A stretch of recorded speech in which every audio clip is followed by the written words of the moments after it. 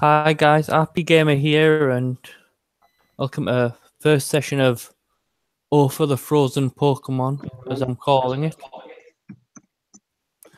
And I'm joined today by three awesome players that I've having the fortune to play with. And I start on my far left.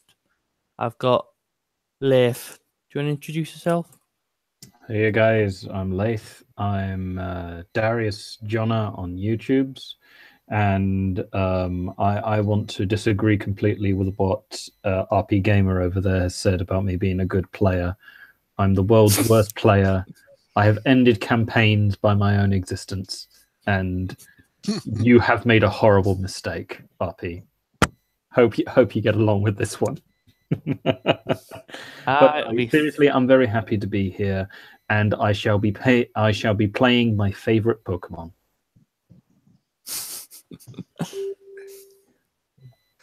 And next up, Jarin, do you want to go? Hey guys, it's Gible from Power Up Gamers. You can find us on YouTube and Facebook. Sorry, I've been kind of out of the action in a lot lately. We have 2 weeks to go till we release Legat's Tomb of Amazing Creatures. So we've been kind of busy, but I'm looking forward to some time relaxing and just having a good old time. We'll definitely be having that. And last but not least, Umbrie. You want to go? Yes. Umbrie, I'm an associate of Jarin's, who is still a member of Power Up Gamers, who's been busy with other stuff due to being unable to find a group for a while. So I've been having to compensate with what groups I can get. But like the first guy, I've also accidentally ended a few campaigns by just existing. So RP, you're in for a bit of trouble. Nothing I've been before. I've ended campaigns by being here, so we're all getting along.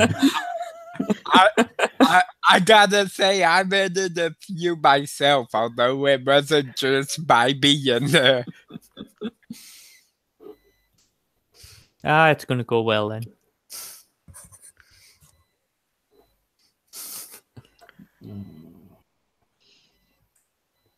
All right, we'll just jump straight into it. Then, so. Yeah. The three of yous all find yourselves walking through not a snowstorm, the minute, and come straight across a group of giant polar bear looking Pokemon charging towards you. And I would say roll initiative, but this doesn't need that.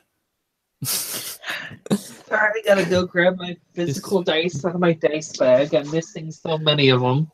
I regret everything. I sorted out my room today, and now I've lost where my dice are. Okay, RP, can you roll for me? Because seriously, I can't turn on the lights. My partner's in the other room and will kill me if I turn on the lights. So, like, if you could roll for me for the rest of the campaign, I'll be okay with that. I don't have physical dice. I'm using my phone at the minute. So I can't find mine either. Oh well. Started off well. Start as we mean to go on, guys. Yep.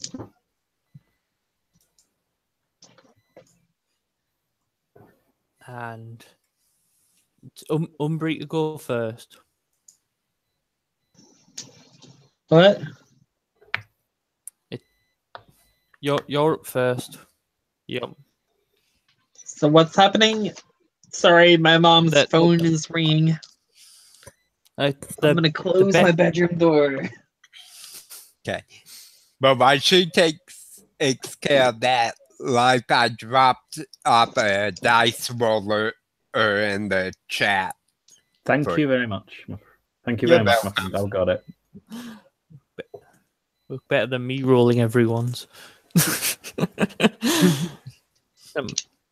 It was just getting to the point where I might as well just say bye to you all and just roll myself. Yeah, it's like I'm currently confused because it's the beginning of the session. A group of 4 bear tick are charging towards you. For what? Bear tick, they're like giant polar bear. Oh, Like- bear ticks. I know what they are. You're in Gen 5, right? Yeah. Yeah, I Yeah. unfortunately didn't prepare pictures of them, so that my bad. Yeah, so bear ticks. You know what? Do I really want to engage the bear ticks, or do I at least want to weaken them for the others? Because I do think Baby Doll Eyes has priority, if I remember. Oh yeah, it does. It does. Mm-hmm. I also have You know Baby what? Doll Eyes. As the bear ticks come, I'll give a complete doe-eyed stare at them to hopefully make the leader hesitate. Baby Doll Eyes.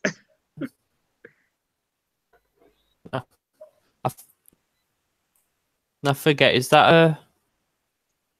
It's a priority. It's a priority range of 4, 1 target every other turn. AC of 2. Yeah. So we need a 2 or better on the D20 before factoring their evasion. Yep. So I'm gonna grab the wizard's dice roller and I'm gonna roll that D20. That's a 12 on the D20. Yep, that's a hit on the leader of the charge.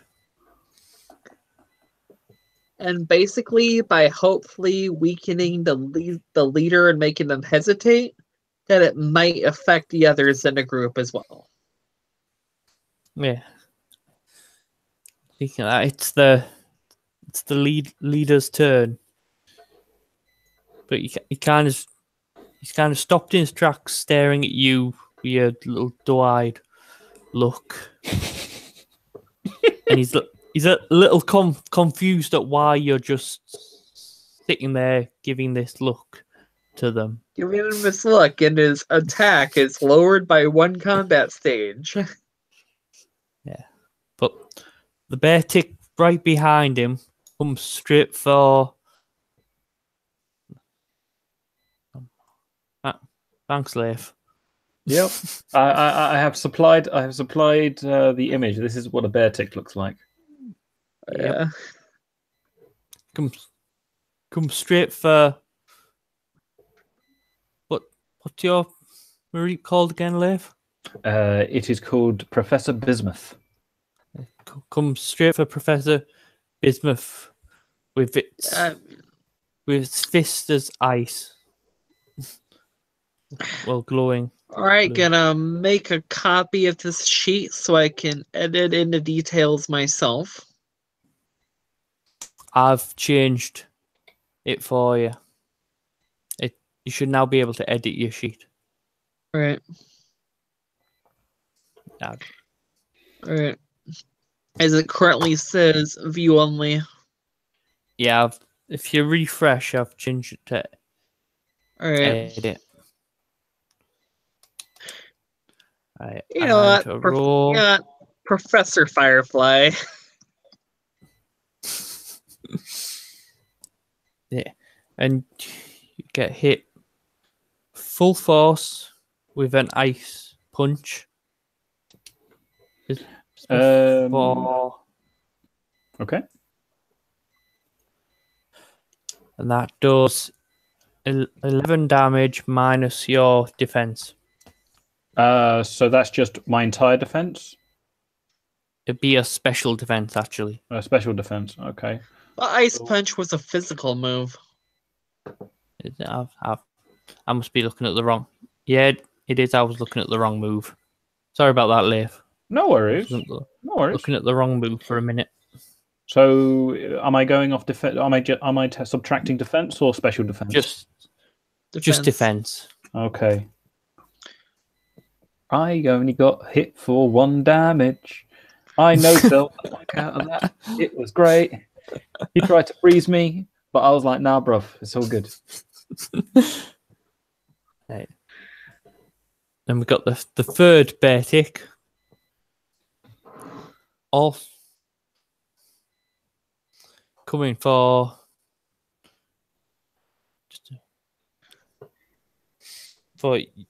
your Ninetales, Umbrie. Yeah, And coming for Professor Firefly. And that's a miss. Its fist goes directly over your head.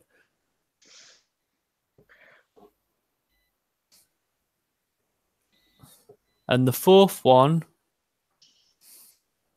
just seems to roar at the top of its voice. And give me a minute, I'll just growl does.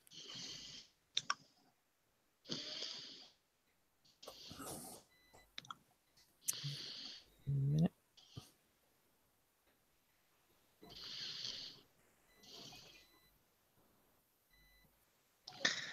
Yeah.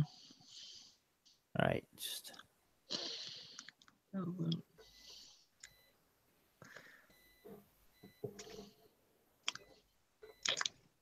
right.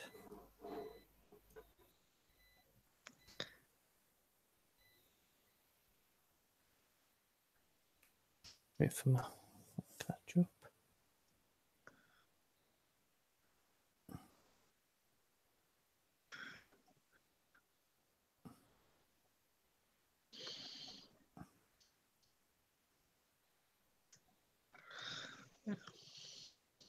And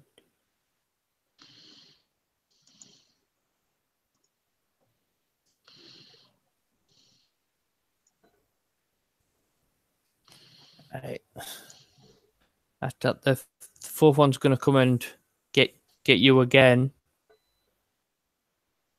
Mm-hmm. With its fist, and that also misses, going straight over your head. And now it is Jarin's turn.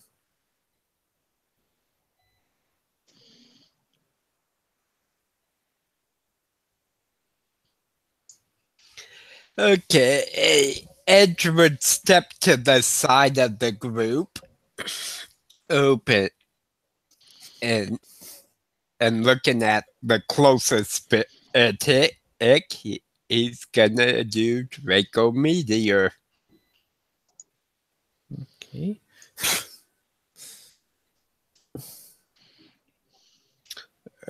So 40, 10, 40.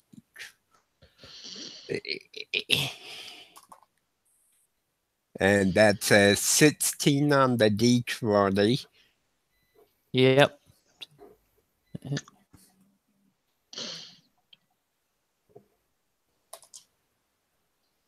So 10, 20, 4,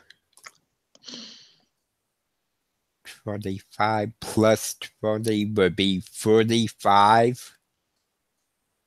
Yeah. And which one are you going for? Just the closest one to me.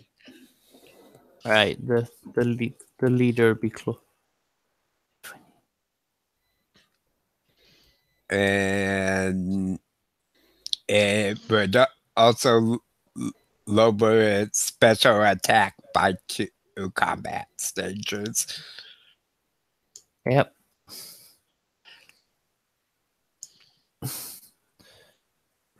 Hey, Right.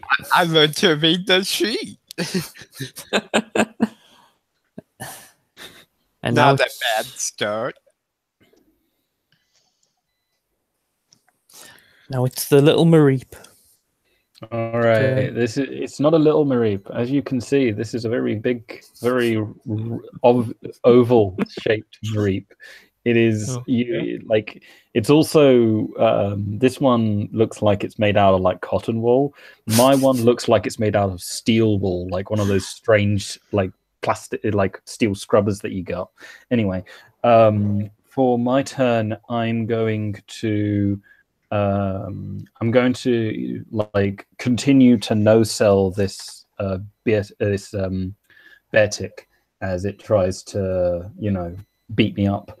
But while I do so, I'm going to charge. Now, because my Mareep is not an electric type, how it actually charges is it starts to vibrate, and it can see all its little quills kind of like start to shake from side to side as it kind of like zzz, kind of charges up its laser, so to speak. And yeah, it knows that it's about to get hit with something. Nice. Yeah.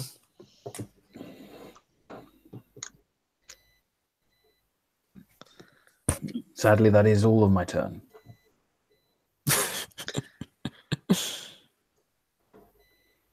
All right. We go back up to Professor Firefly. Your turn. You know what?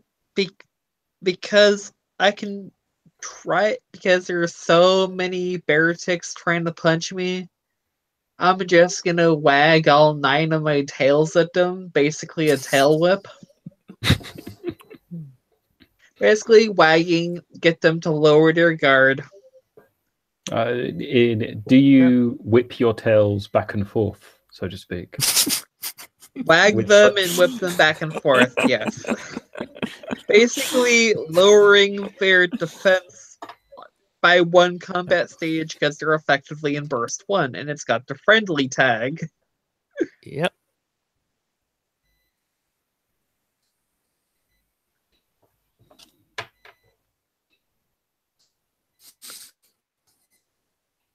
Because I know how much combat stages affect things in the video games.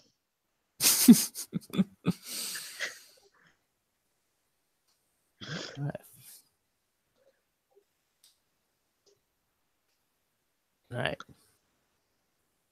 You wag your tail and they're kind of distracted momentarily by the tail wagging. All well, 2 of them around you. 2 that are around you. And we're back to the leader who's now shook out of his kind of confusion and of dismay at you. And he actually goes to grab one of your wagging tails. So he reaches for one of my tails with what? With his claw, he just goes to grab you, and that is Right. and that's an opposed athletics or acrobatics check from you. In athletics or acrobatics from you. Well, they're both the same, and they're both pretty low, so it's 2d6 either way. So I got a 5. He grabs one of your tails and lifts you into the air, and that's the end of his turn. The bear tick closer to you, Professor, is going to... He's going to just try and punch you, the big fat Mareep. And he hits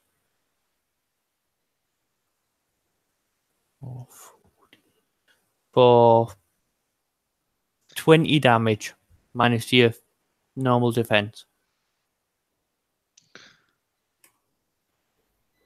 Okay.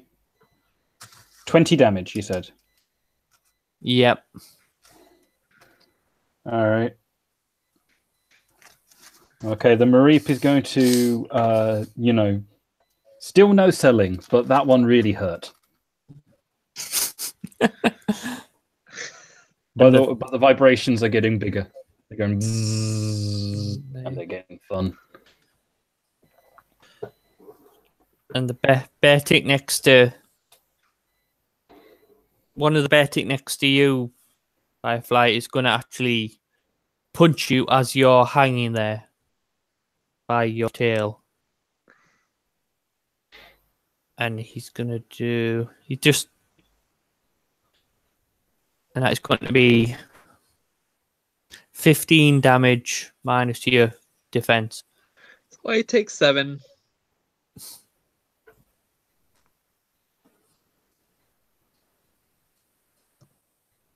And the last bear tick is just simply going to growl at you all. And that is... Yep, and that will lower your...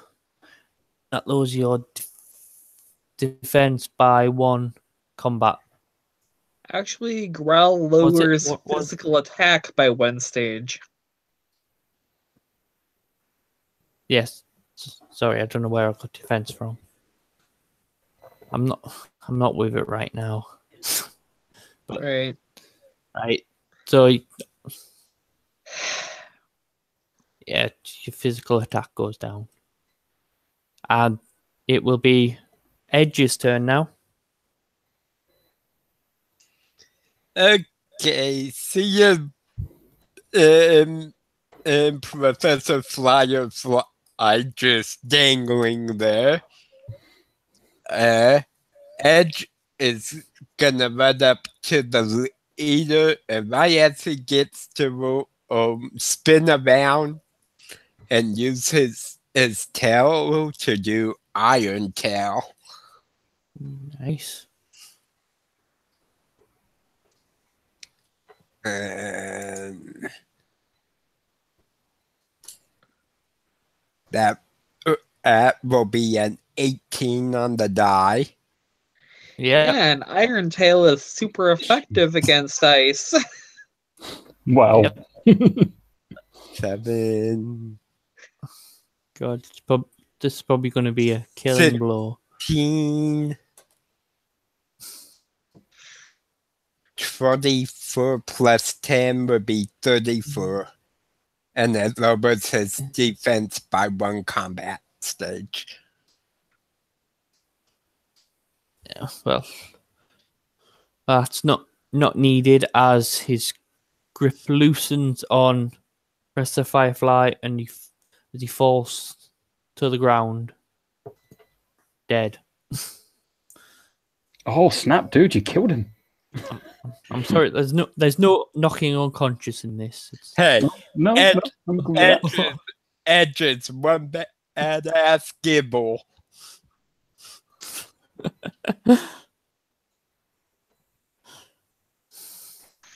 And back to you, Professor Sheep. Professor Bismuth, dude. Got lots of different colors to him. Come on, man.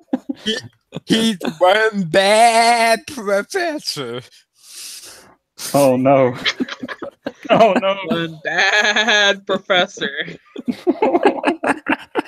all of you are horrible people.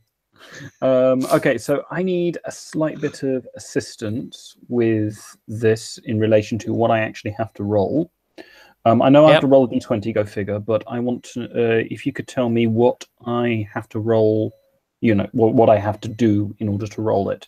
So, like, I want to roll, what's it called? Thundershock. And, you know, you go, yep, so I'm rolling a d20, but what am I trying to get above? Yeah.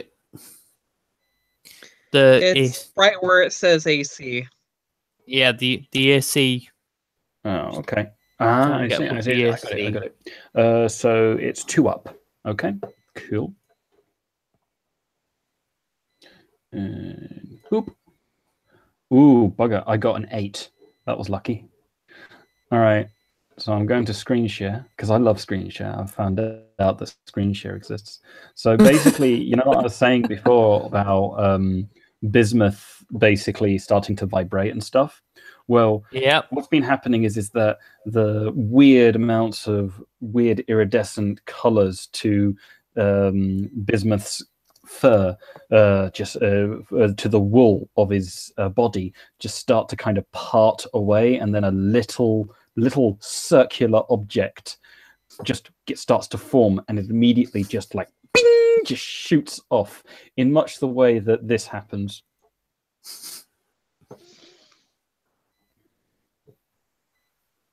And this right here is a car being hit by a railgun. And I would like to claim that this does actually happen to this bear tick because I don't know. Yeah, but anyway, yeah. Because I used charge on it, I get to apply. Well, actually, do I hit with it? Actually, I rolled an 8. Okay. Yes, you hit. All right, cool. So it's going to be 2d6 plus 8 plus 7.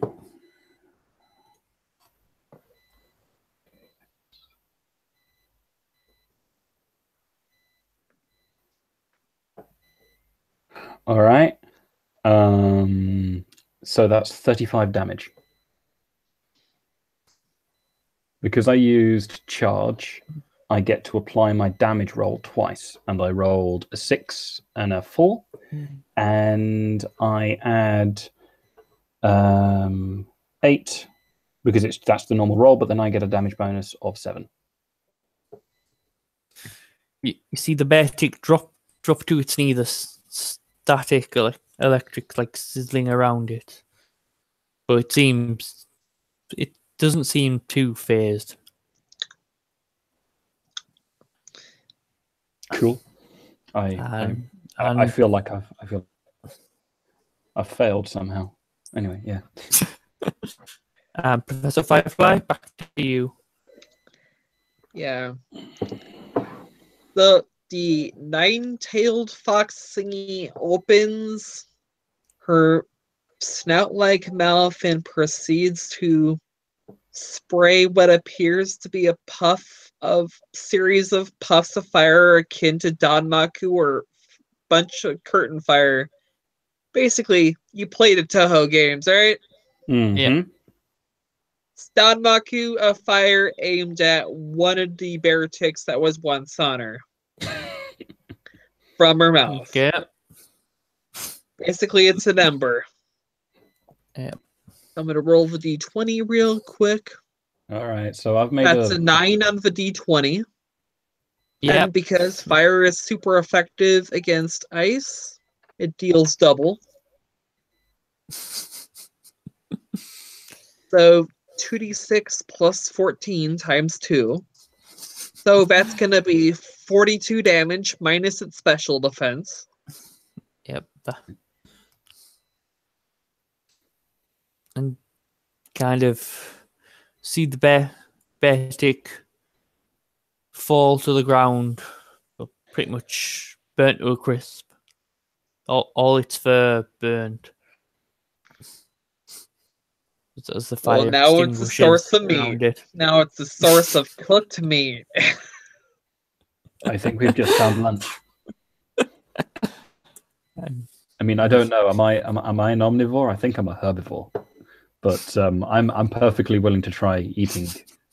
Nomin on the omnivores. You still have the 2 left to deal with. True. We still have a 2, yes. The one closest to you, Firefly, is actually stood in panic. In fact, it seems to be just frozen shock at what it's just witnessed. Whereas the one behind it actually jumps at you, Edge, with his fist out.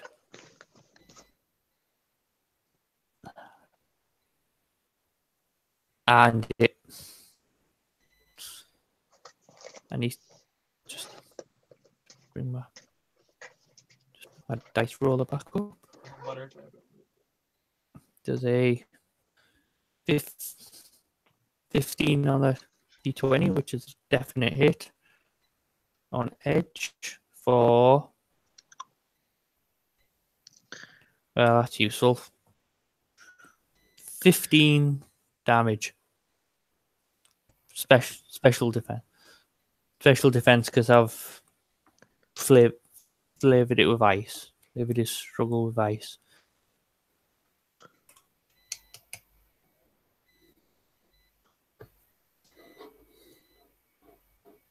Which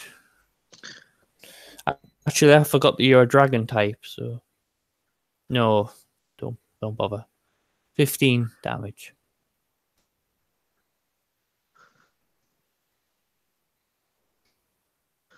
And Jarin, it's Edge's turn now.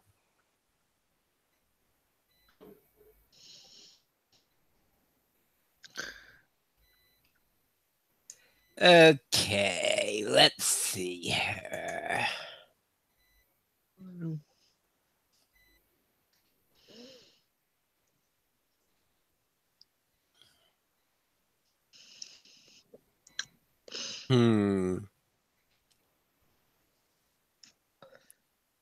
I think he would just whip around with Iron Tail at the one that just struck him.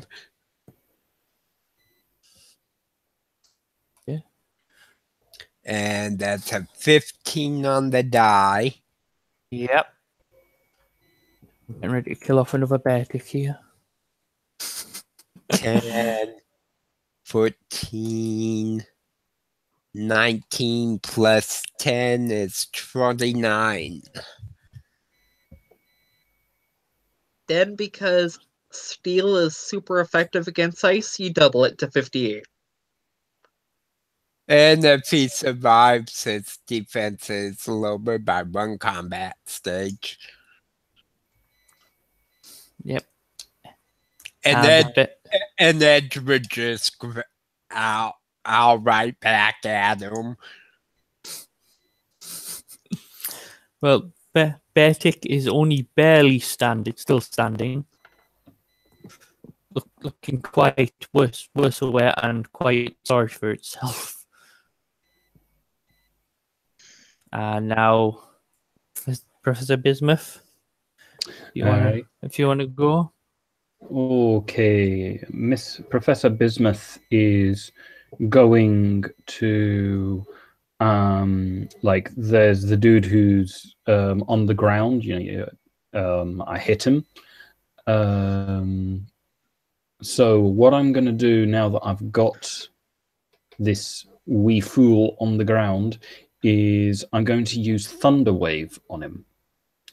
So I can use this twice per scene, and it hits one target.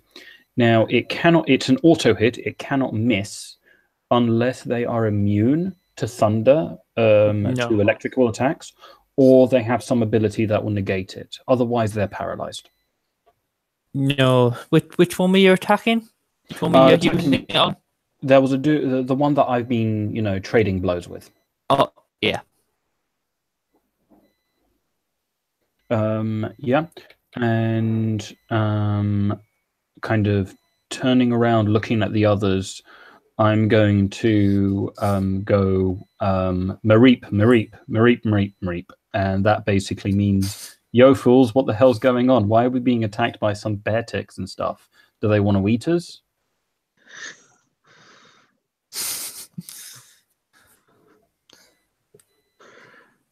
Right. Professor Firefly, back to you now. There's the two left. One that's paralyzed, and there's one that's barely standing. All right, I'm going to be like speaking Ninetales, saying basically, is it all right if I cook the almost finished one for us too? I respond with Mareep, Mareep, Mareep, and I go. That basically means, yeah, this one's paralyzed. We can interrogate him. Yeah, so I'll save the paralyzed one for later, and because Ember is at will, Wave of Danmaku at the one that's barely standing on Jarin. Basically an Ember. Yep. That's a 6 to hit. Yep, that's a hit. And that's going to be 26 times 2 for weakness for 52, but it's special, not physical. Yep. And the one that's paralyzed. Well, the one that's paralyzed is still up. I'm frying the other one. Oh, yeah. So sorry about that. The And paralyzed one we can interrogate. he's entirely gone. He's just burnt to a crisp. That one. It's just. Yeah, the one that was barely standing is now a crisp. Yep. Well, the paralyzed one we can interrogate. Yep. And I'm gonna say now that we're just talking normally. I'm not going through a whole conversation of just going Mareep, Mareep, Mareep, and then translating. Oh. Okay. Okay. No, I wasn't going to do that on purpose. I wasn't doing that to kind of, make fun or anything like that. I was just being a little bit funny for a bit of joke. But yeah, seriously, being serious, I'm gonna like the guy who's electrocuted, the guy who's paralyzed. I'm going to kind of go over and turn its head over towards the remains of its very cooked brethren, and then say, unless you want to turn out like that, you better start talking quick. Why the fuck are you attacking us, yo? And as he's doing that, you see Draco just chowing on this burnt meat and with his mouth full. Probably because we're in their territory. I look over to the paralyzed one and I said, "Did you understand the word he just said?" and then I just turn, and then I just kind of like go, "I did. He wants to eat you." So seriously. And the bear tick growls and goes, "That's fine. We want to eat you." So was that it? Were you just being a bunch of idiots trying to attack 3 people minding their own damn business? No, not much food in Tundra. Get what you can. I kind of look around and stuff, and so is that kind of how it is? Has it been a harsh season? Always harsh, especially when snowstorms come. Hmm. And he seems to be struggling against his paralysis quite a bit. So you got 2 choices.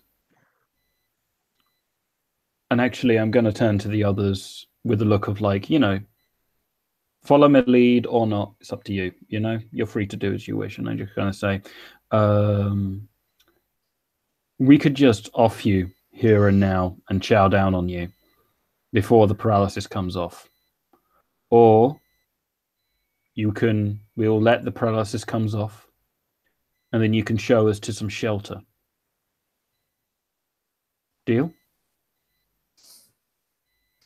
He just yells and he says, "Deal."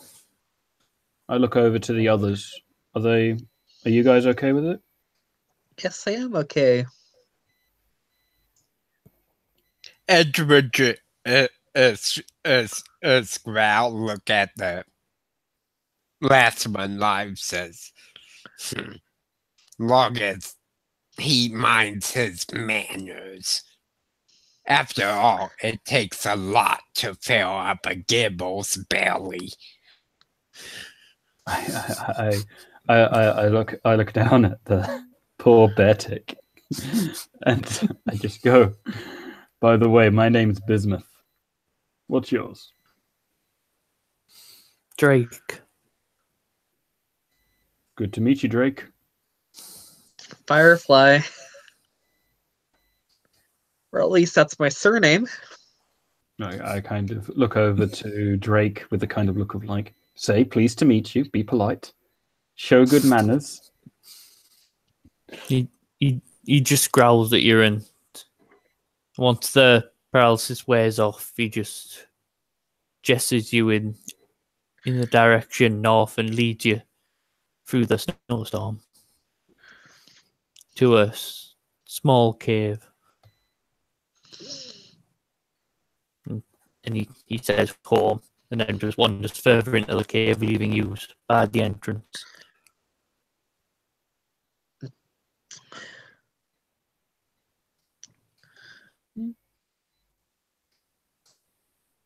And then you just see him disappear off into the darkness of the cave.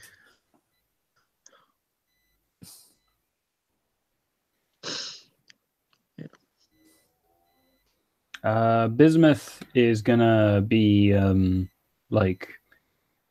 probably gonna reach into Bismuth. Bismuth is probably gonna reach into his pack and take out like one of his berries, and just nom on it a little bit. Kind of be like a hardtack type thing, something to chew on.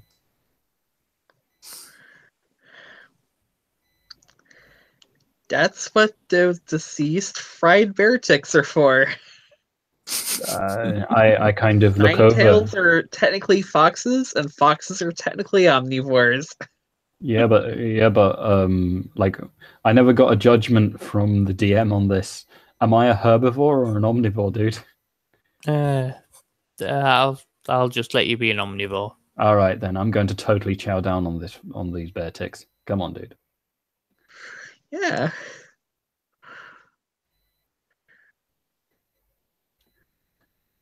Nah.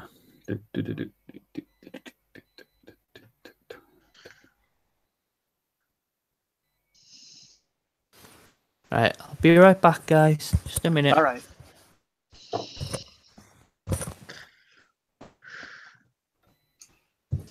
Yeah. Nice job, Firefly. Better than Mom makes. I have to say, it is very well done. Not bad crisp, and the crackling isn't even all that bad. Yum, yum, yum, yum, yum.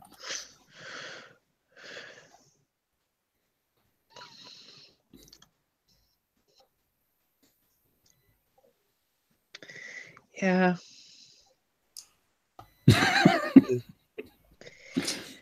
And then, in meantime, I'm the DM's way. For not knowing much about Pokemon, I'm sure I'm having fun with Edge. Yeah, if you look at it, Pokemon, we are having fun. I mean, I'm familiar with the games and some of the anime.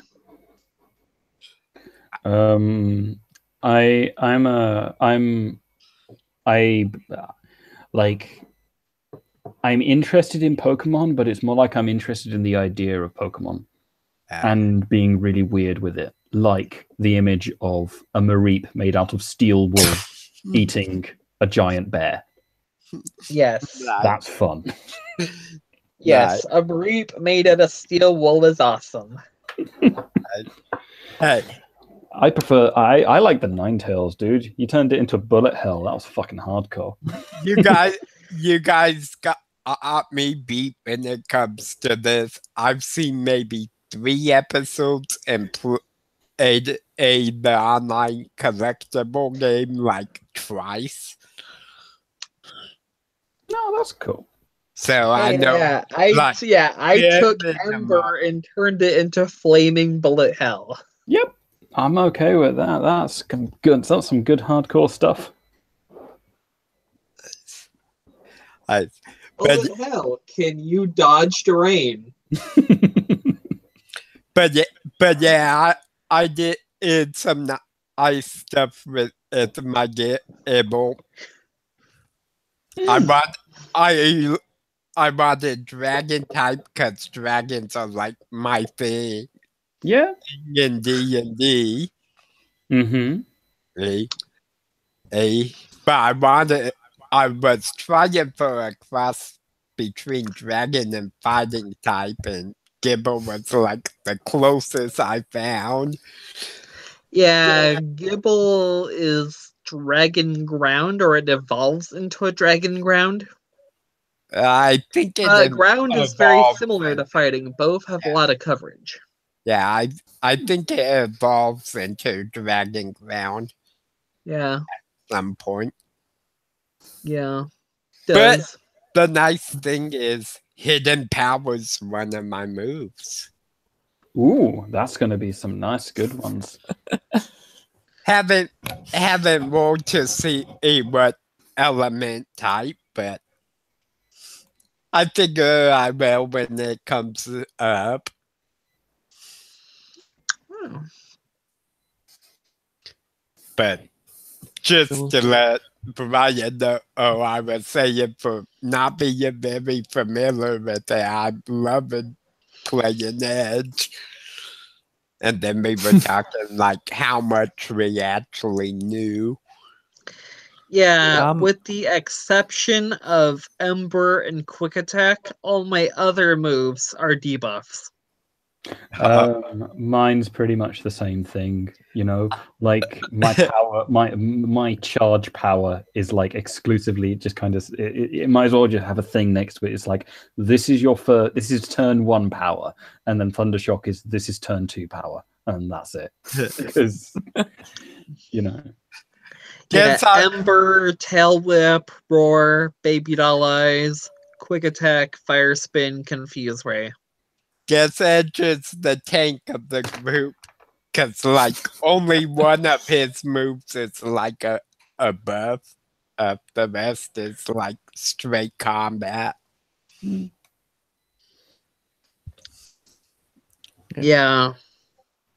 Yeah. I mean, Baby Doll Eyes is good against boss opponents because it's a priority attack debuff. Mm-hmm. Tail Whip is good against a group of opponents if you have a mostly physical party. And technically, because I have Fire Starter, I can also make my struggles fire type special attacks if I wanted. Oh, that sounds good.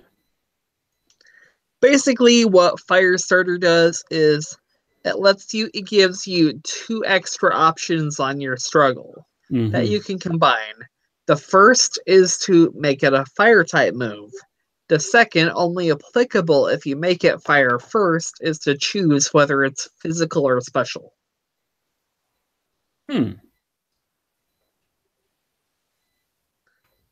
Ace. Go. So with Firestarter, if I wanted to do a physical fire struggle or special fire struggle, I could. Thing is, there's really no point in a special fire struggle because Ember is at will. You know, it might be of some use at some point. We'll see. That'd be of some use. The physical struggle might be of use.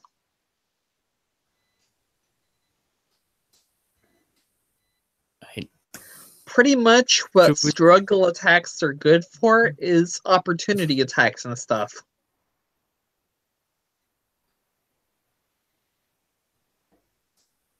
Right, should we continue?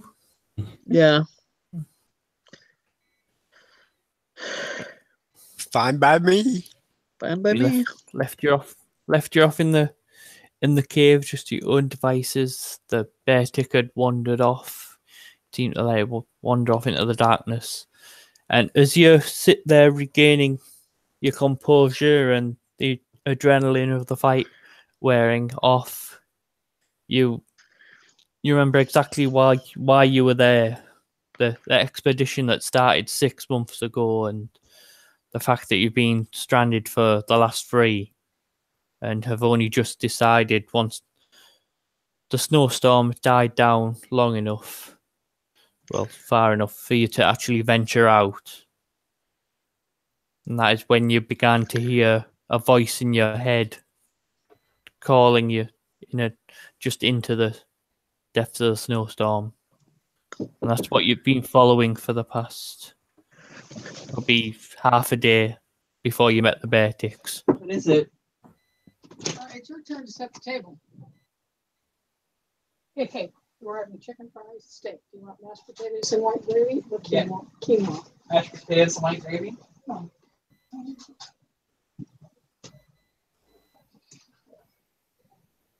All right, that sounds pretty cool. There's the bill. Like, is there anything that I can hear distinct from the voice other than, like what it's about, or do I get anything about what it's up to or anything like that? Is there anything that I can get from it, with the except, other than the obvious, like, yo, come out into the thunder, into the snowstorm, and die? Well, the thing is, you can't actually make out exactly what the voice is telling you. It's just, it seems to be coming from the certain direction. It has like it's quite calming and quite soothing. It's like a voice of safety, and that's what kind of brought you out into the snowstorm as it is. It's like a voice of safety. That's what. It's like quite a calming voice, quite a soothing voice that's calling you. You can't quite make out exactly what it's saying. Oh, you can make out it's saying home, come, the odd word, but nothing.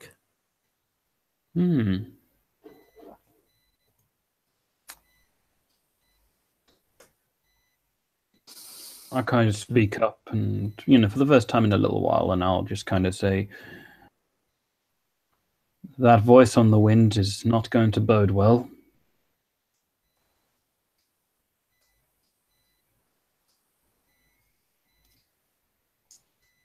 Edward Chuckle says, strange voices never do. Fair enough. I'm back. I had to set the table. Nothing too bad. Okay. It's all right. And actually, from inside this cave, the voice seems to be getting louder. It seems to now be coming from in the cave itself, from where the bear tick went off, in the direction the bear tick went.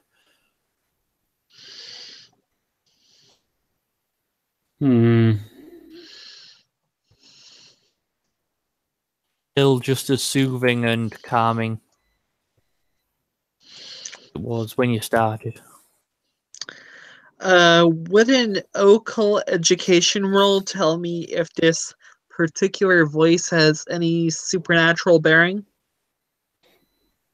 You can give it a roll. Yeah.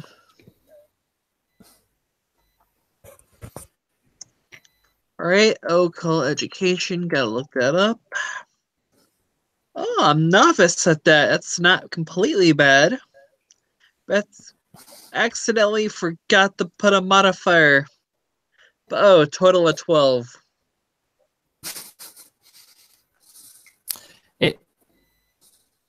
As I say, the voice itself is quite calming, and it seems too clear to be like someone shouting through the darkness.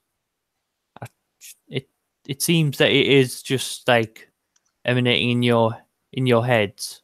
So you would assume it is supernatural in nature.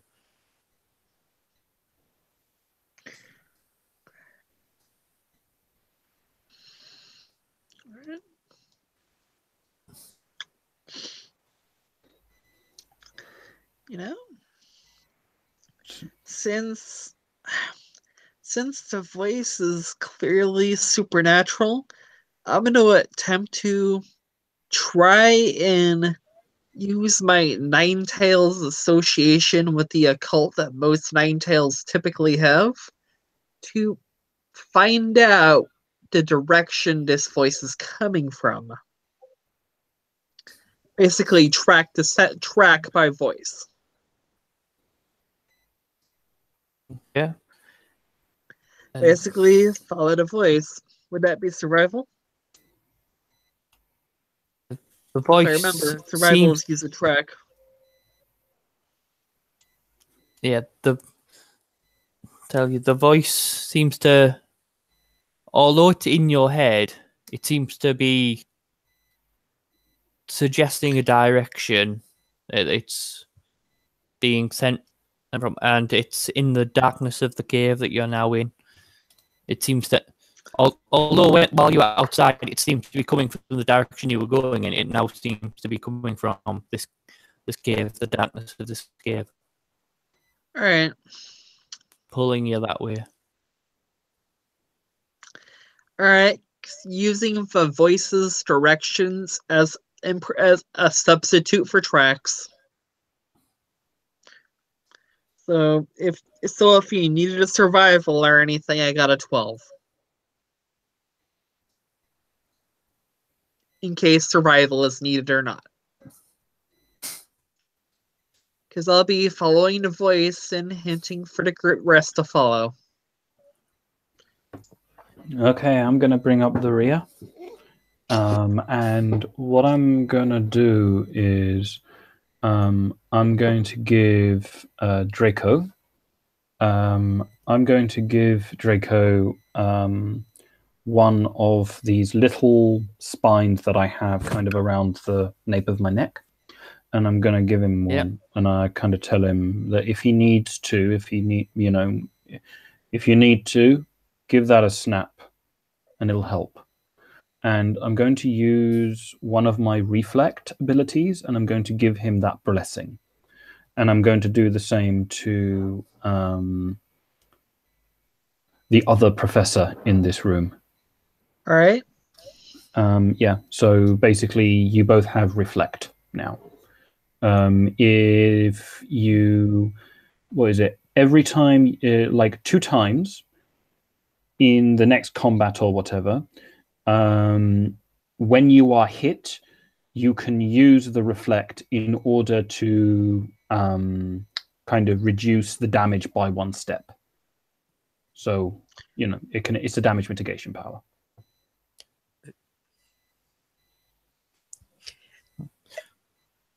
I assume you're all heading down now. Mm-hmm. Ed would not odd, and he would hesitate for a second. Goes, I'm not smart like professors, but isn't that the direction the bear tick went? Perhaps there was more than they were hungry after all.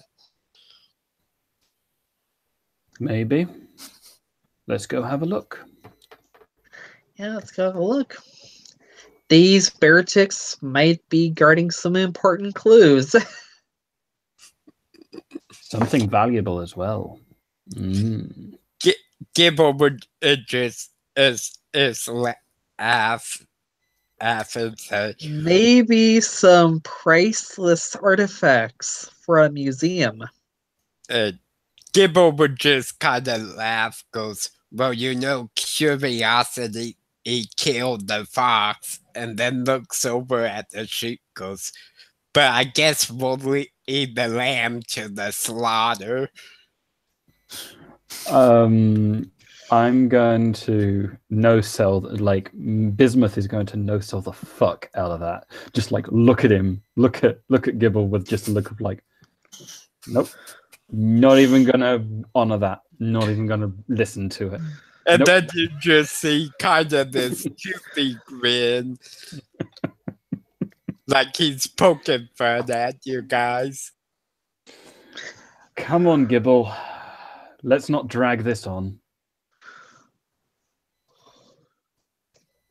And as you walk down this cave, Firefly, you begin to wonder whether the other party members that left the previous month in the snowstorm have come this way to here now. there was 6 of you on the expedition. 3 of you went ahead when there was a previous break in the snowstorm. Look for safety.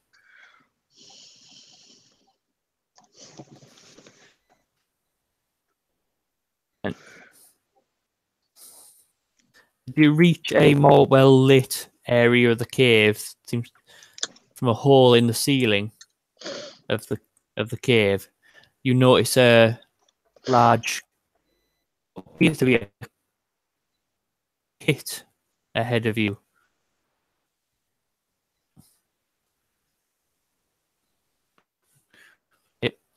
The room was opened out to a massive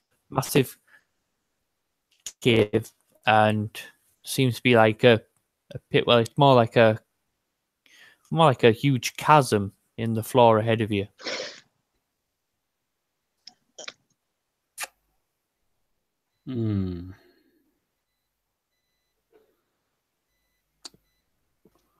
Was there like, I'm gonna give this like a once over look around. Unless there was somewhere else they could have gone, the bear tick came this way, so there has to be some way for them to get across, you know?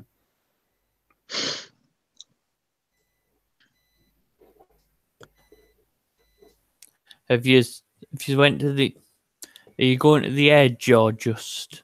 I'm going to go close to the edge and I'm going to give it a look around, you know? Well, if you look down into the pit, it does get dark. It's quite a deep chasm, but you can make out what appears to be the outline and the shine of an outline of a temple kind of thing. Kind of looks like a pyramid. Kind of what the Aztec temples look like. Just make out the top of the temple in the darkness. There was once temples like these in the Cirrus region, over in the Blue Moon Ruins.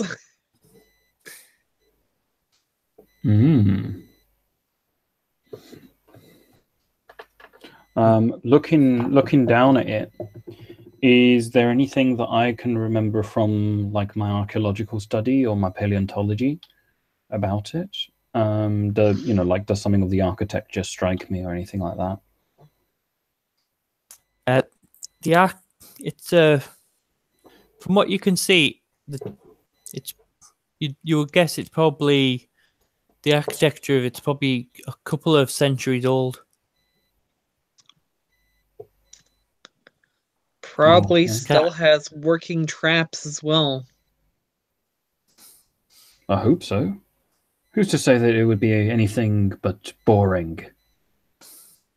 And as you get right close to the edge, you can actually see there is an incline going down of snow and ice down into this, seemingly down to the base of this pit. But you assume you can climb down it if you tried. The voice in your head, by the way, is getting clearer and louder. Now, I wonder, is there any inscriptions that need to be read?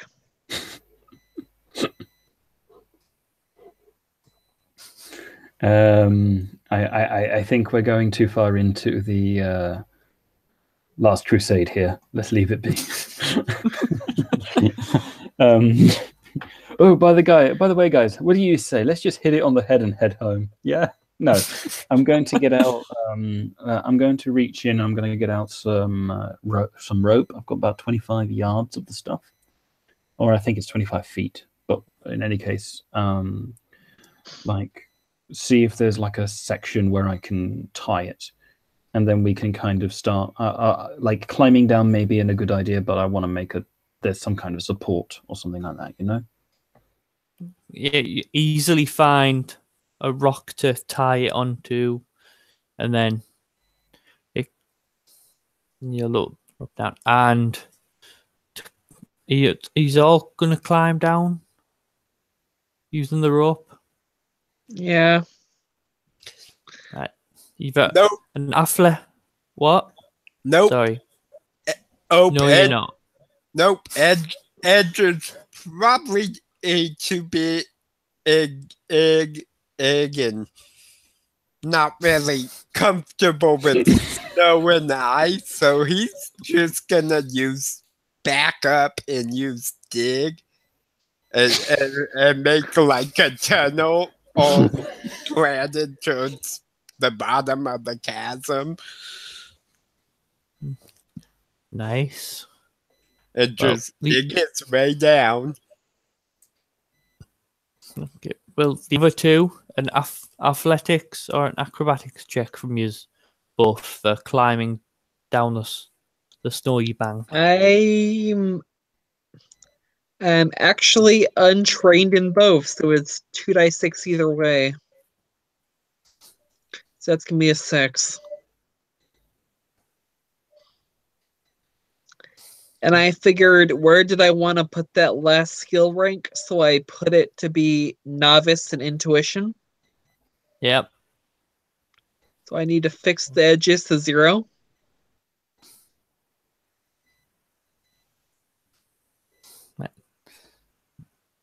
Bismuth, which are you using? Athletics or acrobatics? To get down.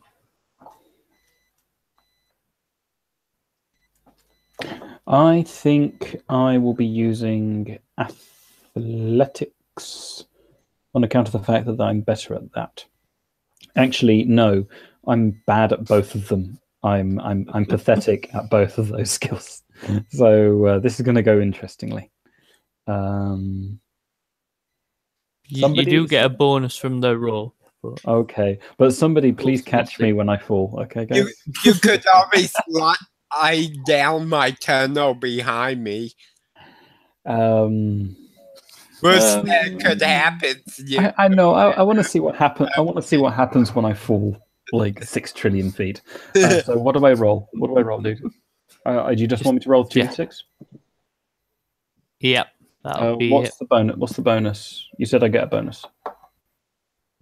Yeah, it'd be plus 5 for the rope. Same with you, Firefly. You got a +5 as well, so that would be an 11th. Awesome. Okay, so I've rolled a 9 altogether. I told you I was it's 1d6. That might be more of a rolling down the hill rather than.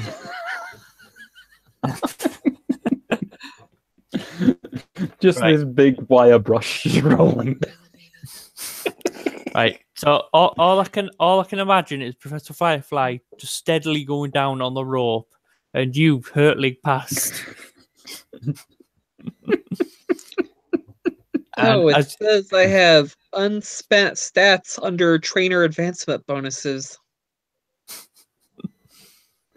Oh yeah, those bits. You get to choose. You either get a bonus feature or edge, or you can put 2 stats into attack or special attack. Your decision.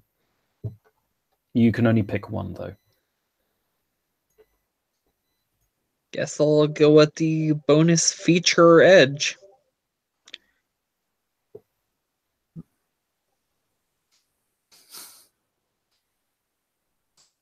Right. So as Professor Bismuth goes tumbling to the base of the chasm, you actually smash into some ice. Like you can't see it clearly, but it was a big chunk of ice you actually smashed into and shattered all over, which helped to break your fall.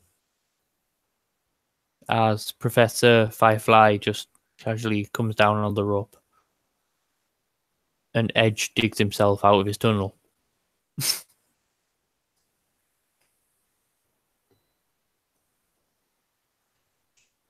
Fair enough. Good for you, mate. Edge would just look at the it goes, that must have been one bad fall. You're dragging me down. I'm trying to keep this all together, but seriously. Oh. Right. And as your eyes adjust to the dark, you actually see next to Professor Bismuth, where he's lying now, you actually see lie on the ground one of your fellow expedition members, now frozen, solid, dead on the ground. Ooh. And I'll let you say what Pokemon it was. Let you decide that. Shite. Now I have to think of a random Pokemon. Think of a random Pokemon generator.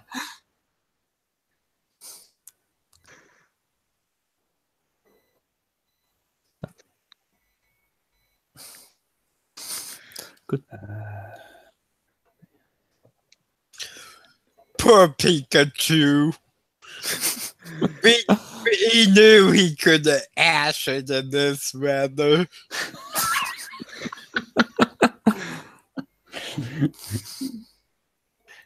You don't want me telling you what the big chunk of ice you smashed was, do you? Ooh. Oh no. Oh dear.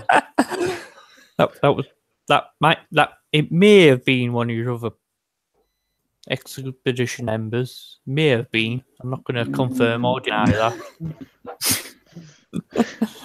But here's a really weird thing, right? I've got this Pokemon. What's his name? Random Pokemon generator. It's got some really weird ones. Like there's a Pokemon called Blacephalon. Blacephalon, that's one of the legendaries. Is it? Yeah, that's not the Pokemon lying there. It's not Okay. real legendary. Just to let you know, Blacephalon looks like Jesus. Oh, Yeah, quite it's a lot a of clown that throws its exploding head to take stuff out. yeah. Okay. Quite a lot of the legendaries look quite like Nightmarish. Yep, and kick-assish. you wouldn't want to meet them. I'm sorry, guys. Could it be a Stoutland? I mean, it could be a Pikachu as well, but we could also make it a Stoutland. Stoutland's fine. Yeah. So you were traveling with a Stoutland. Yeah. And I'm going to say... I couldn't resist just because I always wanted to mess up a Pikachu. No. Why? That could be I the don't one like that you it. smash down, don't you? Yep. Hey, Everyone loves him, so I gotta hate him.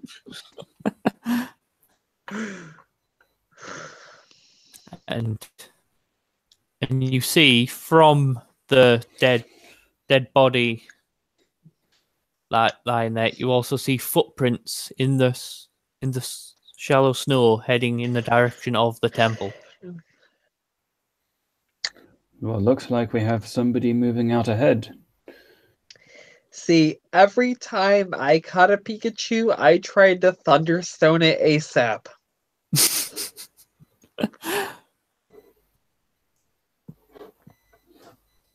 Well, maybe that would have done better for this poor bastard. Yeah.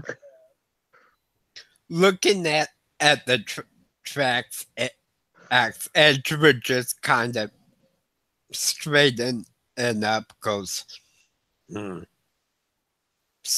snowstorm tracks.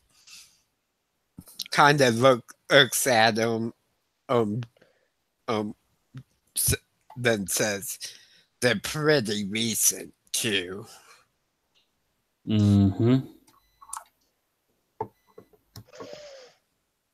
They're quite small tracks from a small Pokemon. The third member that had gone missing was a Roselia, a small Pokemon. Okay. But as you approach the temple, you actually notice it. The reason it looked like it was shining was, it's actually frozen. It's coated in ice. You can see the stone underneath of the temple, but it's all coated in ice now.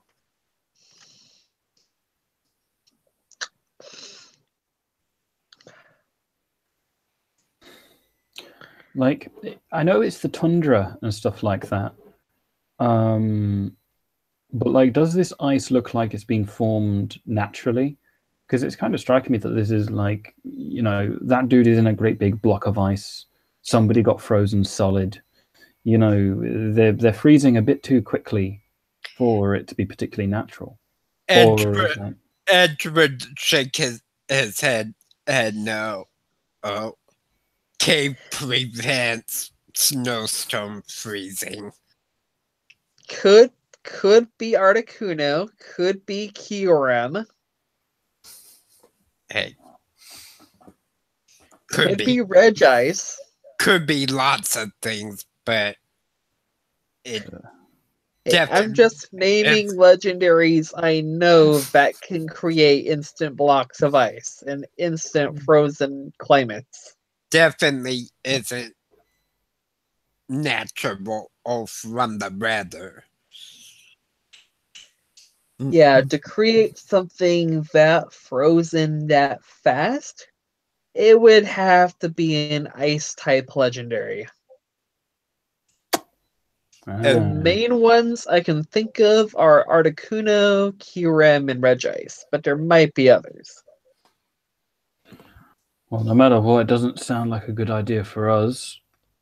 I think we should pick up the pace.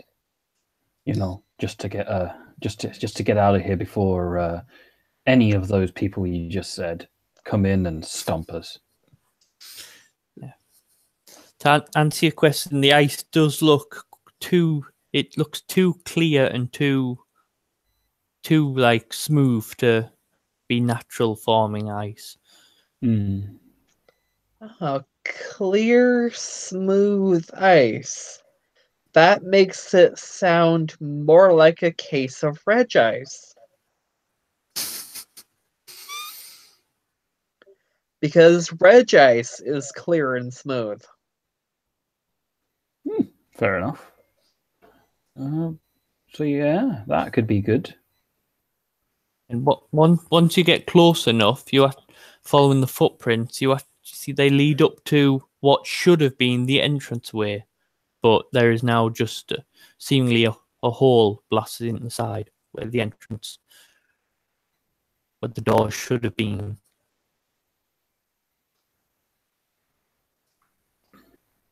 Looks like somebody wanted to close the door behind them. A kind of... Well, considering how difficult it is to physically harm a Regice, I can understand why. Okay.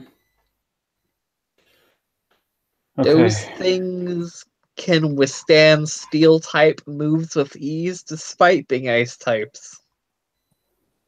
I kind of turn to everyone. I just kind of say, like, I want to go in, but I know that it's going to be real dangerous. You want, we can head back, get more team, get more people, come back, and now we know that it's in for a fight. Edward just chuckle or says, "You got me." By the time we left and come back, whatever's here would probably be gone.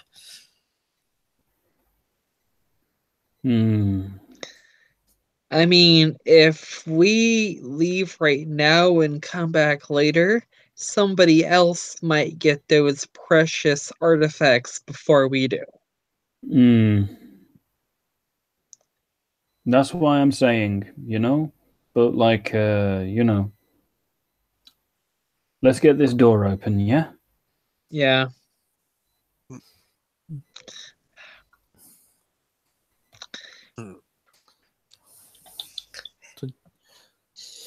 Open the door or make a new passageway.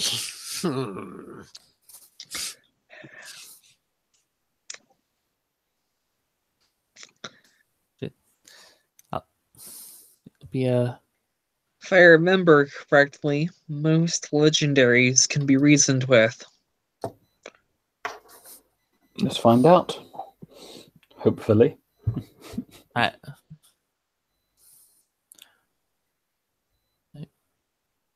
So you're opening the door or you're blasting your way in?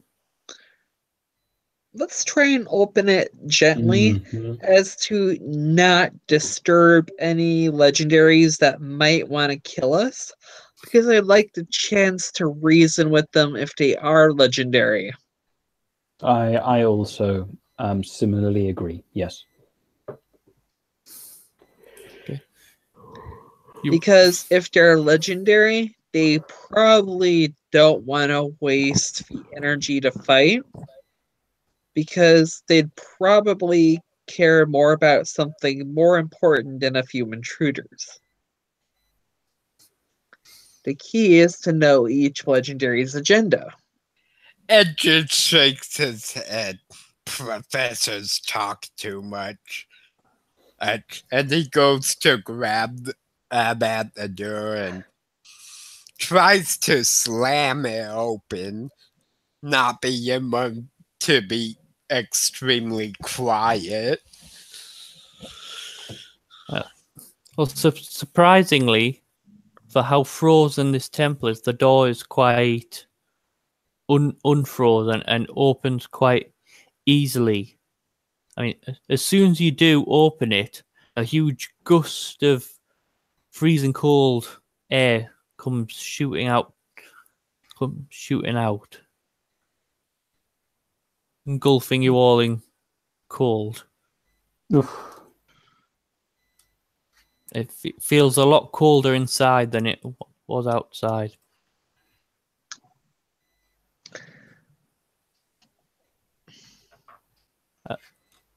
First, as you adjust and look inside the now open door, first thing that catches your attention is the movement of two skull rock things floating around. Glailies. I'll get a picture of them.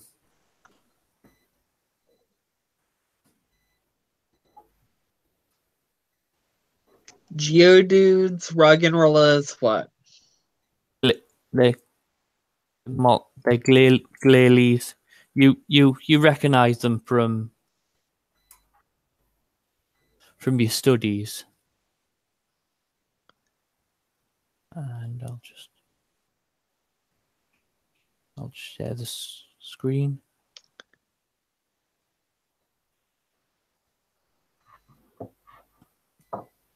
Yeah. Oh, Glalie. Two of them seem to be floating around the entrance Yeah, hall. if I remember, Glalie is Ice Dark. Maybe, maybe not. It looks pretty ice darkish, but let's not gather their attention. Let's not gather their attention. Let's avoid them. Let's sneak past them. We're on a Let's sneaking past mission. them and not disturb them. They seem to be rooting around some rubble and such. It's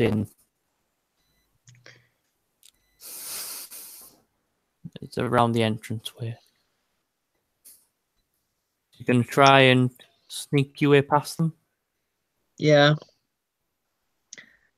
If anything, the reason I was hoping we could sneak past them is so the Gible doesn't get ice beamed. I agree with this. I agree with any plan that results in none of us getting shot with an ice beam. I mean, I'd resist an ice beam, but I don't want to risk it. Mm.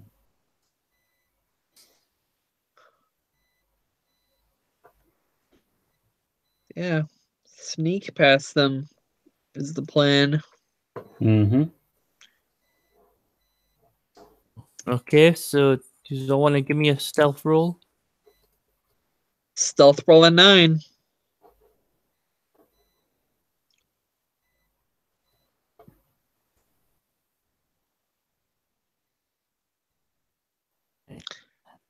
And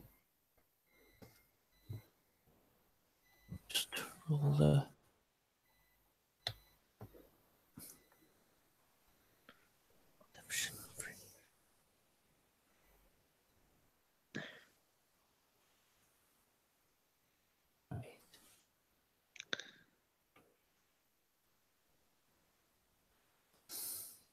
And what's Edge's stealth roll?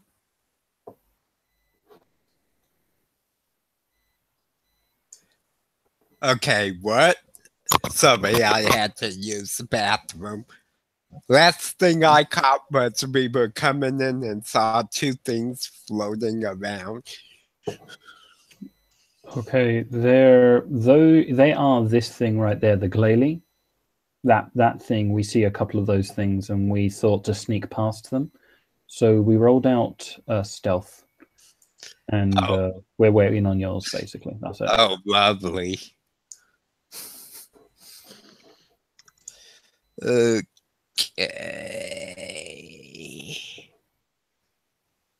Stealth. Have to do something I'm pathetic in, don't you? Well, like, how do you think it felt when I was rolling down a fucking hill? You know, we've all got to take a turn, dude. Take it for the team. What We've got do to figure out what the Ninetales is bad at and make them do that. I'm older for? I'm actually bad at commanding and breaking stuff down.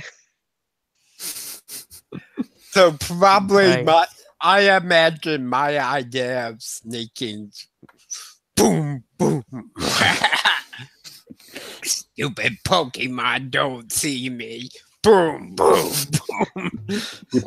You put your hands in front of your eyes. If I can't see them, they can't see me. Exactly.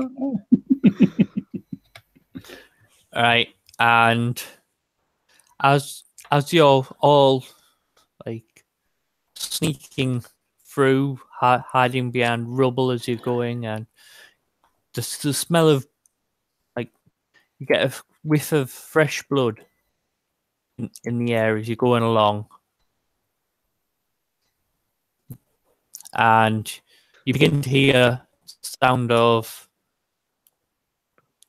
like slight whimpering from over the way near the stairway at the other end of the room.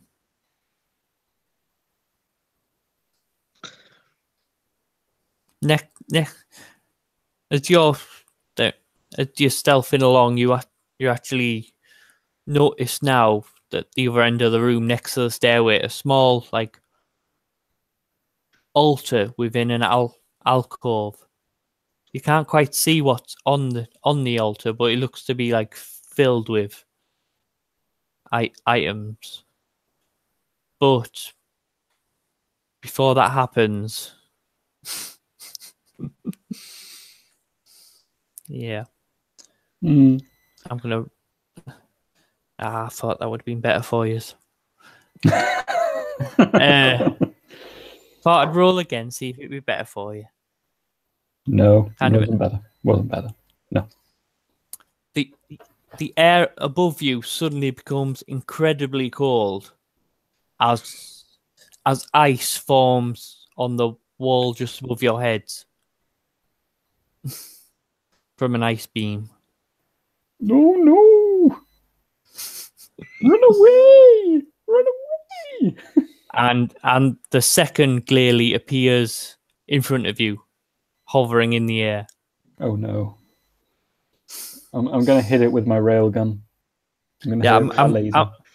I'm gonna say I rolled a 20 on their perception checks. Oh, okay. So I tried rolling again. It was worse. So Oh no! Like take a 20, dude. I'm okay with the 20. So that I'm gonna say that was their turns, blocking you off in the ice beam. So Firefly, it's your go. You know what? Because these guys have ice beams, I have to try and take them out quickly. So, you know what? Ember, the one that didn't ice beam. The one that's the one that's floating in front of you now. Yes. Mhm. Right. Basically, that's going to be a 14 to hit. Yep. And I'm going to calculate damage real quick. So here is a total of 23 times 2 for weakness, or 46 fire damage. Minus the Yep. special defense.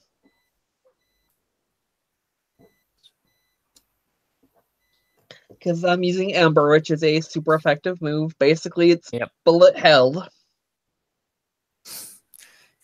The force of the ember knocks it back, flying into the wall next to the stairway, but it seems to shake itself off and start floating back towards you.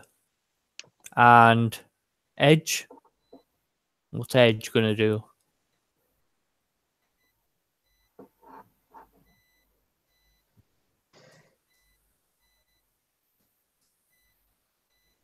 You're still crouched behind the rubble, with one clearly in front of you and another one off to the side that's shot the ice beam.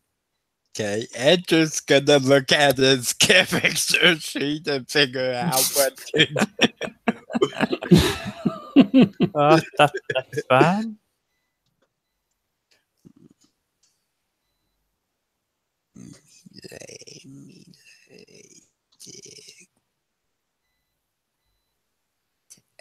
You can always jump and use a fighting move. In fact, fighting moves would be 4 times effective. If you can get space to jump. And if you know a fighting move.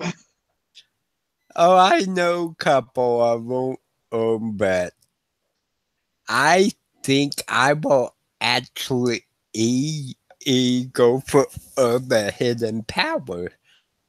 Alright. Just because I want to see what it does. Alright. Well, hidden power pretty much does whatever you want to, really. That's how it goes in the game. So...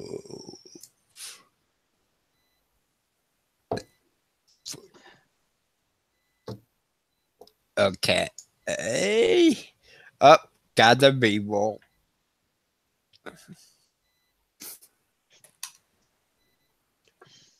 $15. Psychic. I think they're immune to psychic. Ah, well. No. No. Layth and Ice Dark. For Dark would make it immune to psychic. I'm just double checking because I'm sure I've got down on its stats as only ice type. I'm just checking the Pokedex for Alright. this one, just to make sure, because I don't Yeah. want to make it overly difficult for you. It True. doesn't have- Yeah. But I wish this Pokedex would list them all rather than just the first forms. It takes forever to find it. Oh, it is just an ice. I was wrong about the dark. Oh. Okay, that's an interesting bit. There we go. I thought it was dark as well. I thought I'd read that it was dark as well. Oh well. So you'll be alright. Just Okay. do your move. So, I rolled an 18 to hit. Oh, that's definite hit. 6, 12. mareeo plus 8 would be 20, and it's a burst 1.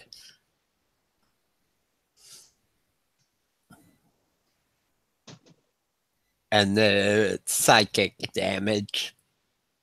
Right, and you said you were hitting the one straight in front of you. Yep.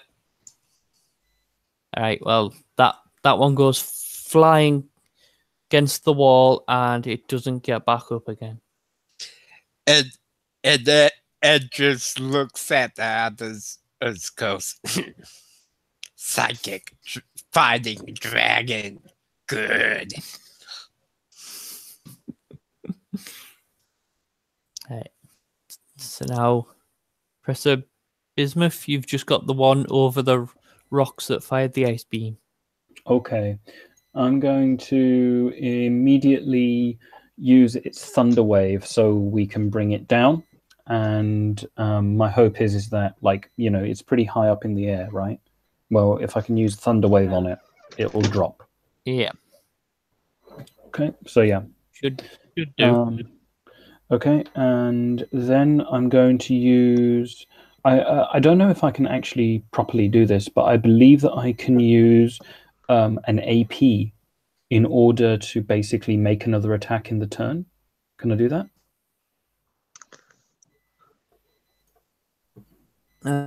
I'll let you do it. Okay. I don't know off the top of my head, but I'll let you do it.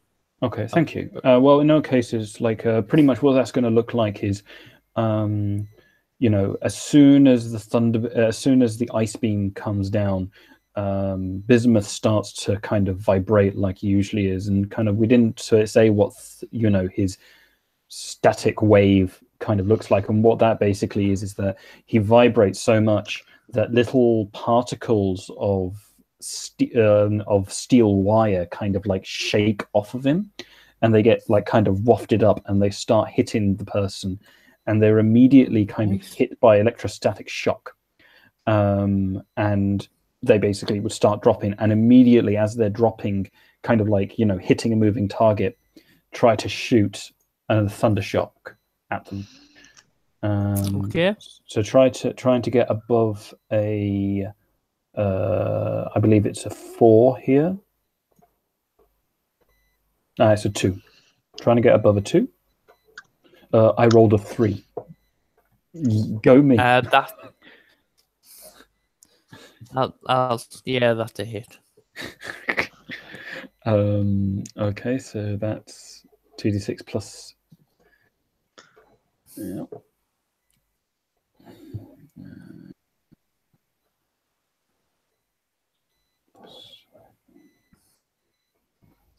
Okay, so that's 20 damage. And because it's steel type, it'll be super effective. So I don't particularly know what the super effective effect does, but I believe it's double damage. Double. Yeah, so that'll be 40. That'll be 40 damage on them, taken on the you know, defense. Just defense, not special. I believe it is only defense. Yeah.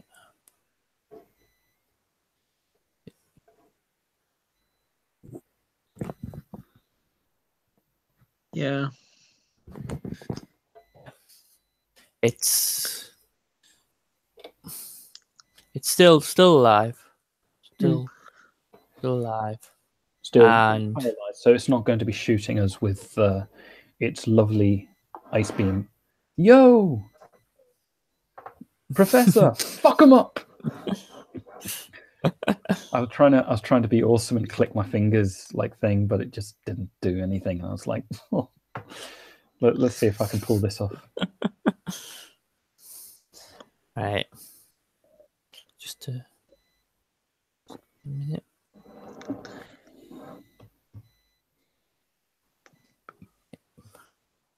And how many are left? It's just the paralyzed one.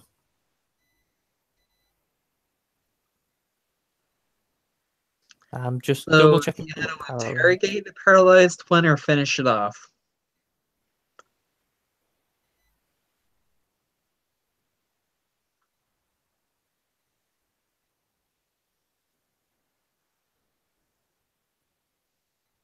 I think we should finish it off because Okay. yeah. You know what? Finish it off with a number. 14 to hit. I gotta roll damage real quick. That is gonna be 20 base, doubled to 40 for super effective, minus its special defense.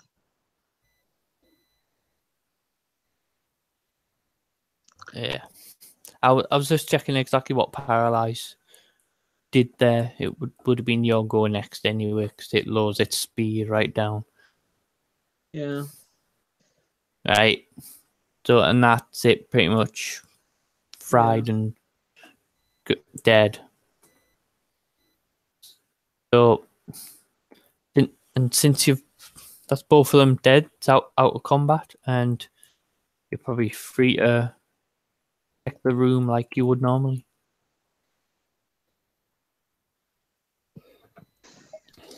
All right.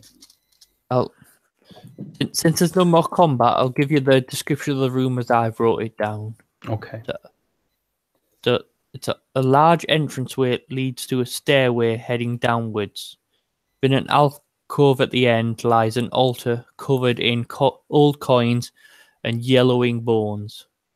The room itself, the room's freezing cold, as I've said, a lot colder than outside, and you get the smell of fresh blood in the air. A lot mixed with the smell of burning Pokemon. Now. Mm. And you can hear sounds of scuttling and whimpering nearby.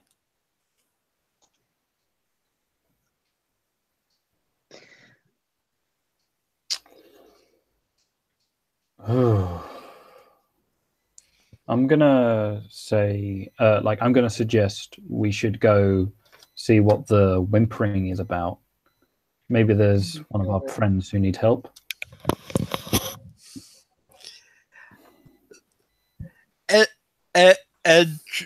Edward just kind of nod as he's busy scooping coins into his pack.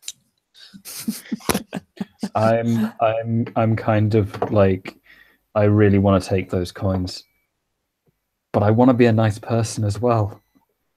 The great RP dilemma. Well, they are old coins. They've not. Looking at them, you would know as Professor they've not been in circulation for probably about 50 years. You'd say, Lazala. Oh wow. Okay. I mean, some of these artifacts might look good on the museum shelf.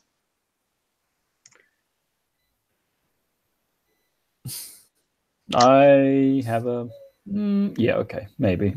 Yeah, taking some of the artifacts, not for myself, but to sell to the local museum for historical purposes and some profit on the side. I agree to all of those things, especially the profit. So you're going to be taking a bunch of coins and bones. I'm going to be taking coins and bowls and other stuff. Yeah. And if there are any bones that I deem to be good with my paleontology edge, like anything kind of especially important, I'll put it into my. I'll put it in some protective covering and put it in my pack. Yeah, same here. And seeing the other two started to grab stuff, Edward just kind of close to finishing up the session. Nodded and said, "Hey, you guys continue," and he'll start heading towards the whimpering.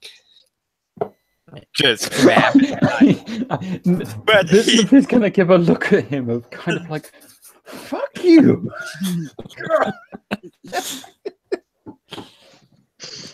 The whimpering, it seems to be coming from behind one of the fallen pillars in the opposite corner to the stairway. and behind the pillar you actually see a. Just share the screen. One. Ooh. A Ferrothorn. Mm. It's quite badly injured. It seems to be quite badly bleeding. And seems to be kind of in and out of consciousness at the minute. Currently.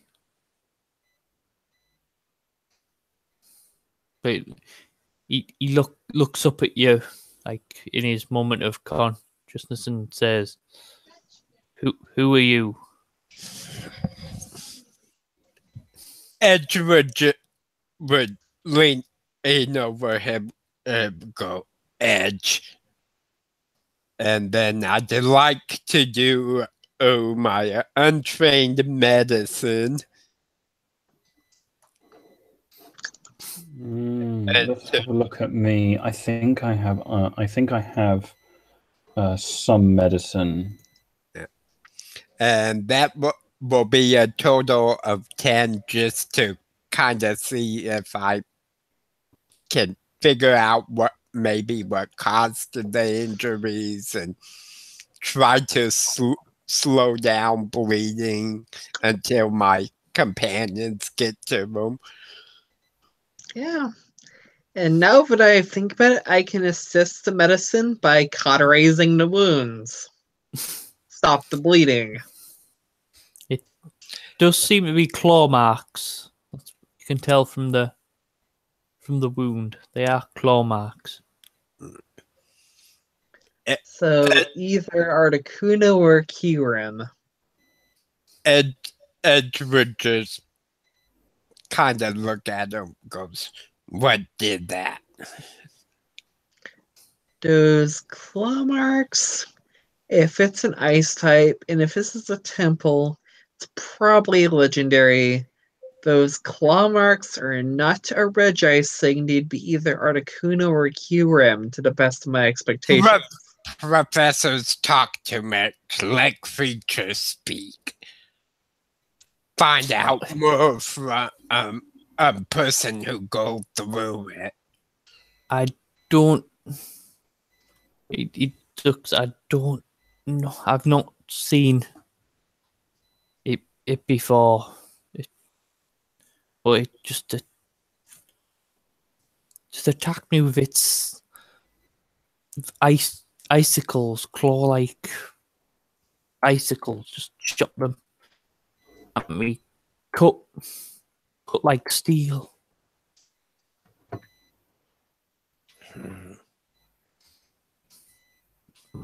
Big. No.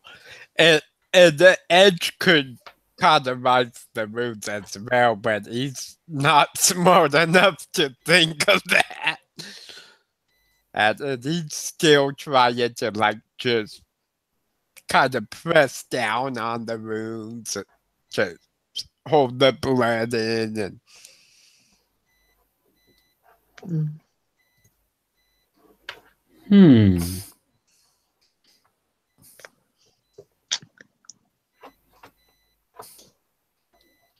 And he, after you've cauterized the wound, he tries to get himself up, and then he's starting to look a bit more sterner as the police doctors. You're not here with them, are you? with who? The raiders who came in. No, we are not. We are researchers. They've took The best distinction. He says, Edge would peek up. Raiders? Sounds like a crime to me. Officer Janet would appreciate that. and then he looks back and sees the now fried, clearly, and he just does they a group of them came, led by the large one that I've not seen before. They've headed into the temple. Further in.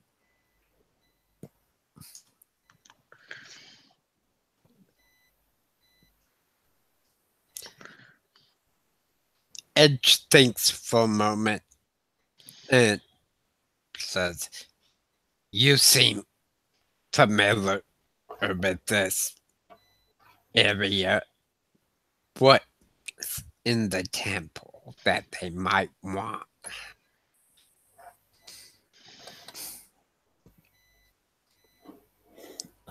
I don't know. I've just left here to guard. I've not been down there. I've left here to guard the king. King.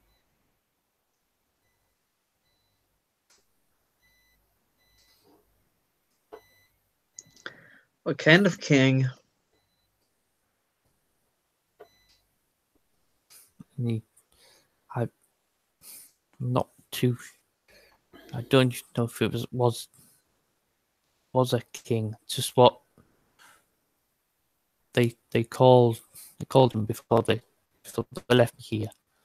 That they have not been down the stair. I was told to just guard this entranceway, and that's where I've been. I don't even know how long I've been here now.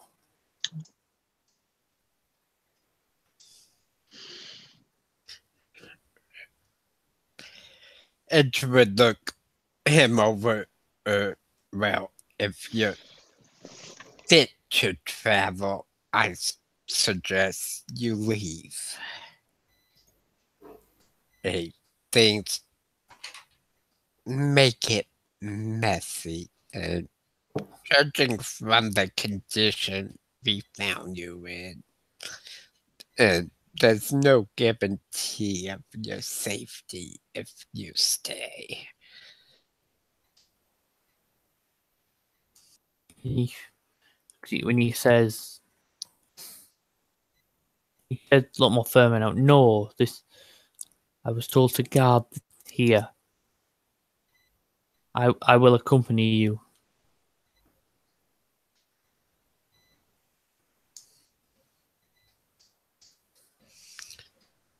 And he tries his best to stand up. He'll get up. But he seems quite injured still. Ed just looks at his companions and kind of shakes his head. Says, "Well, I'm not watching over him. I have enough protecting the sheep."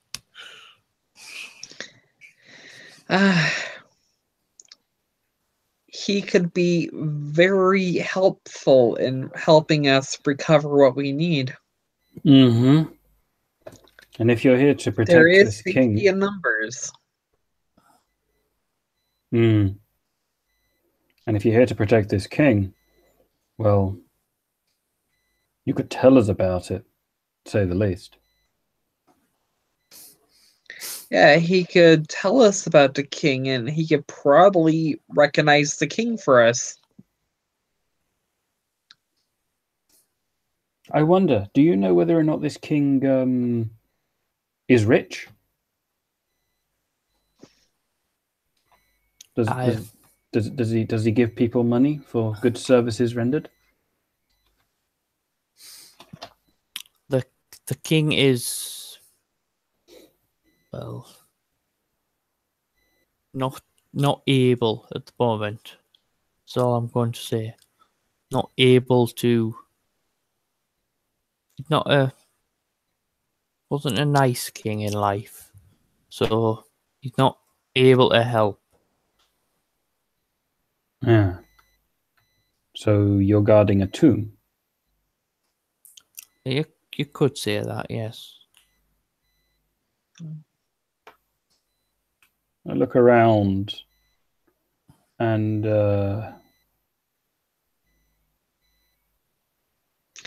Would you allow us to procure some of the artifacts from this tomb for the purpose of educating future generations about the history and legacy of this king? If you help me get rid of these raiders, I don't see why there'd be an issue. I'd be willing to help you against the raiders.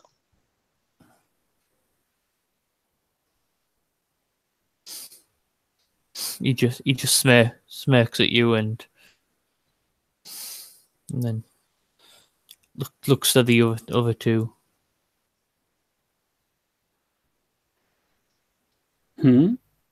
Sorry?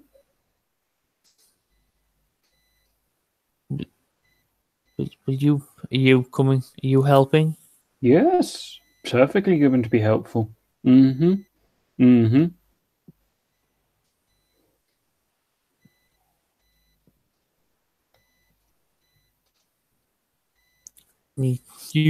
Using his like tendrils as feet, he begins like slowly walking towards the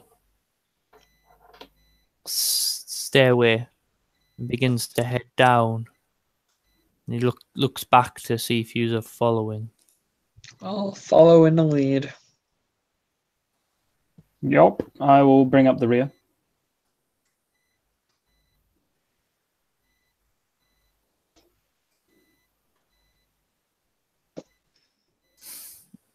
And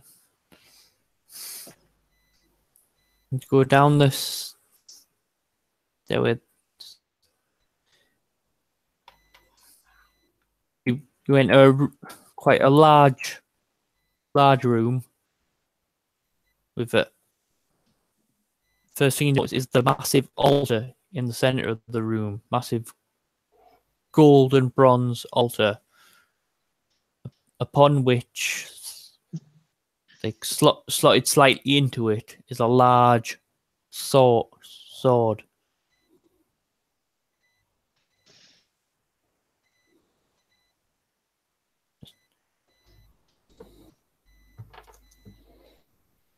That I was not expecting. I kind of turned to the others and I said, I thought you said it was an Articuno.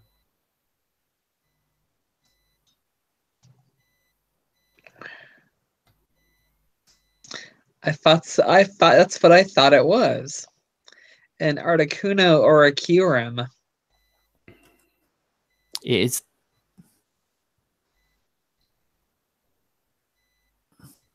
It's this, just covered in runes. The blade, the shaft, is covered in runes, from what you can see. But it seems to be kind of frozen in place on this altar. Finishing up. Hurry up. Your chicken fried steak on my gravy's on a taste good when it's cold. It's already been. All right. Okay, I kind of look at it and I go... You want me to just get rid of it? Don't get rid of it. Then come eat your dinner. Let me And finish take up. your blood sugars. Let me finish up first. Okay, let's end on a funny note. I point at it and I say, dibs. Yeah, we need. I had put in the chat we needed to start wrapping up anyway because I'm dozing off. And I actually have to get to bed, so it's my thing. It's a good idea. All right, I'll see you later. See you next time. That's fine. See you next time. For next time. Okay. I see you later, Umbrie. Now, just on a quick note, if anybody's interested in looking at my videos, because promotion, go look at Darius Jonna at my channel. I do campaign diaries and I recently started up a kind of podcast thing that I do with kind of an RPG publisher, basically, Dave Breon Jackson, who he and I get along really well, and we kind of like chat about various things. DBJ. He's an awesome dude. So, may I ask when the next session is? No idea yet. No idea. It's whenever everyone's free, we'll be All right. doing session 2 of this. So Yeah, I People wa- should be free either this coming Tuesday, which is tomorrow, or next Monday. For me, I think next Monday is actually probably the best time. Tuesday, I usually go to dance. So I'm just gonna sign off now and stop the broadcast. So stay tuned for session 2, and I've been RP Gamer, and I'll see you all All right, see ya. next time. bye bye.